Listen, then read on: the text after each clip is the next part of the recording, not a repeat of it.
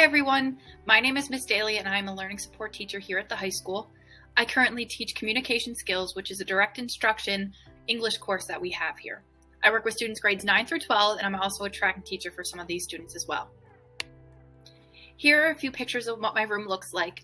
I wanted to create an environment for the students where they feel safe, where they feel welcome, and where they feel comfortable to learn and grow. Sometimes being in a learning support classroom can be a little bit difficult and intimidating for students, and I just wanted to give them a space where they felt like they could come in, they could make mistakes, they could learn, and they could grow from those mistakes.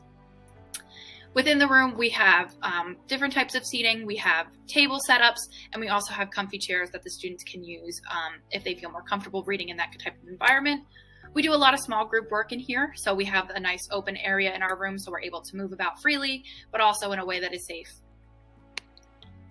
In my classroom, there's 4 rules that I really want the students to follow once they're in my room. Obviously, school rules are school rules and we have to follow those, but in my room I have 4 select rules that I really hold the students to and I think are really important within the classroom. The first one is that students use technology appropriately. This includes using their computer for computer work that they're doing at school and not playing games, not using it to distract their peers or themselves. And along with that, the use of cell phones. Cell phones should be put away. That is a school rule, so that is also policy in my room. So both of those things together encapsulate the idea of using technology appropriately. The next rule I have is to be respectful of the learning of yourself and others. If you can't respect the learning that's going on around you, there's no way that you're going to be able to learn yourself. So I think it's really important that students are able to be respectful of themselves, but also show that respect to their peers. Everyone deserves to be in an environment where they can learn comfortably, where they can learn safely, and if we're respectful of others, we're all able to grow and learn. My next rule is that students are positive. I think positivity has the opportunity to really change the way that things look. Within this classroom, some of the days can get kind of boring. Some of the content that we're doing seems redundant and repetitive. So I think it's really important that students stay positive. They keep their mind open and they're just willing to learn and they're able to be positive about what they're doing and that it helps them to grow. And my last rule or expectation is that students work towards progress, not perfection. Nobody's perfect. In this classroom, we constantly make mistakes. I make mistakes. The students make mistakes.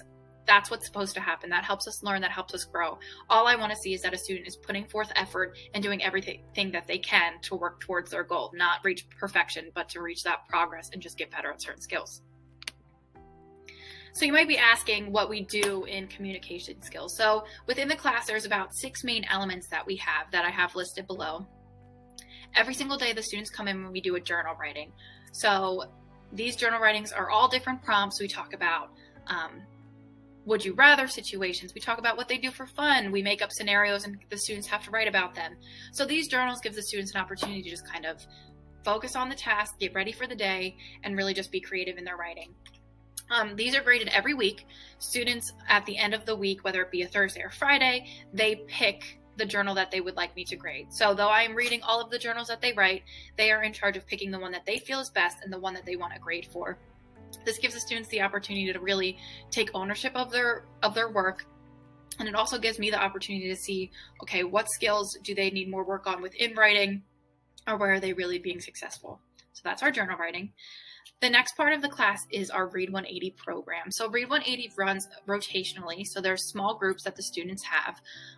It's all based off of levels. And within the small group with me, we spend time working through this Read 180 program. So this program focuses on reading skills, some writing skills as well, and just being able to tie all those things together to improve a student's reading knowledge.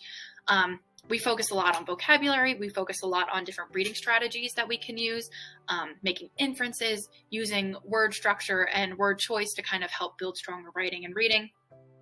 And we also do use collaboration. It gives the students a time to sit down, work together, work with me, and go through different things that we're talking about.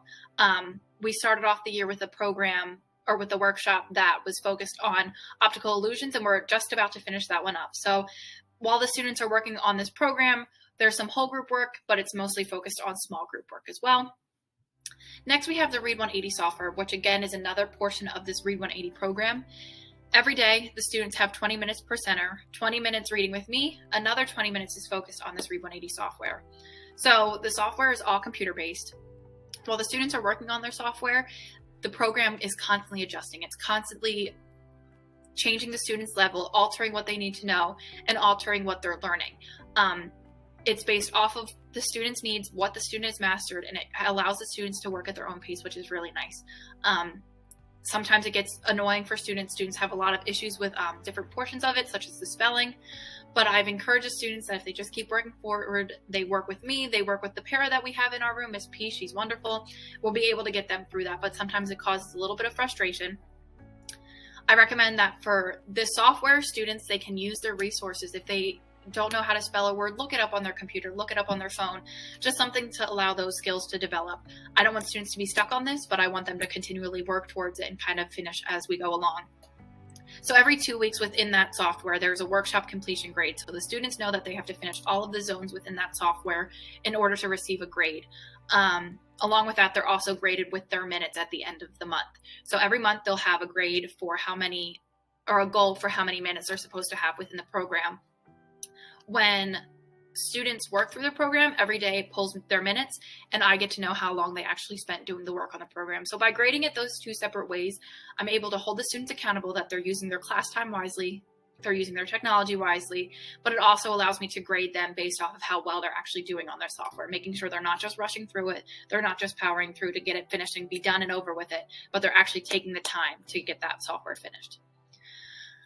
The third center that we have in our rotational learning, so it's 20 minutes small group, 20 minutes on the software, and then they have 20 minutes independent reading. During this independent reading time, I really encourage students to kind of read what they want. I know it's difficult. Some of these students have lower levels, some are higher, so it kind of depends on the student's ability level, but I want them to read what they feel comfortable with. If they've read a book 3 times and they love the book, I'm okay if they read it again. I just want them to understand that reading is important, reading matters, and reading can be fun. It doesn't have to be something that's boring. A lot of the students tend to enjoy watching or reading books that are based off of movies or TV shows because they already have that background knowledge. So again, that's something that I encourage. I want students to read whatever they want. If it's something that's too easy, maybe we can have that discussion of, hey, we need to kind of move forward. Let's try something a little harder. And on the opposite end, if it's something a little bit tricky, sit down with that student and we kind of talk about, hey, this might be a little too hard. Why don't we try this book instead? It's about the same thing, but it's a little bit easier. Why don't we give that a shot? But I want all students to try and put their effort forward. The next thing we have are writing assignments. We're about to start a persuasive writing piece, so that is something that's very exciting. As a class, we work together to talk about different elements of writing. These are elements that I see within their journals that they need to improve upon that are then transferred into larger writing assignments. So these larger writing assignments will be about 2 paragraphs, nothing that they should be working on at home, nothing that causes them a lot of stress or anxiety. It's something that we're talking through, we're working through, and we're going to be able to do it together. But they're larger assignments that will show up on PowerSchool. And the last part of the class are our book projects. So when a student is reading an independent book, once they finish that book, they have the opportunity to work on their book project. These are choice projects. I gave students a couple different options of what they get to pick from, and if they don't like any of those options, they can feel free to be creative and come up with their own idea for a book project. Some of the ideas include redesigning a book cover, giving a timeline of the story, and the last one could be rewriting the ending of the book. So it's just different ways that the students can be creative from what they're reading, but it also allows me to see that a student read something and they were able to understand what it was telling them. Sometimes comprehension is something that the students lack a lot of. So these book projects allow the students to clearly show that they understood what they read, they're able to make up their own ideas, and they're able to be creative and have fun with what they're working on. So those are all of the different things that the students work on in the class. These are also all of the things that the students are graded on, and that will be seen in PowerSchool. The last thing I wanted to touch on are tracking students. So if you look on PowerSchool, you can see on your student schedule that they should have a tracking teacher. So if I'm your tracking teacher, that means 3 different things. So that means we have weekly check-ins. That means that the students have a paper pass. If they're in one of my previous classes, they don't have a pass. But during Focus, which is our study hall at the end of the day, the students use that pass to come up to my room and have their weekly check-in with me. During this check-in, we're talking about how their experience at the high school is going, if they're having issues with anything, if they need help with anything, and we just kind of talk through what's going on. During this time, we also do grade checks. So I sit down with a student, we pull up their grades, and we go through each class. If they have any assignments that's missing or anything that's a low score, we can talk through that and kind of see what we can do to fix that. If they do have missing assignments, the expectation is that they're staying in my room throughout that study hall period, and they're taking that time to finish that assignment. Again, I'm there to help them. Their peers can help them, but it's just a time that they need to be working on their missing assignments.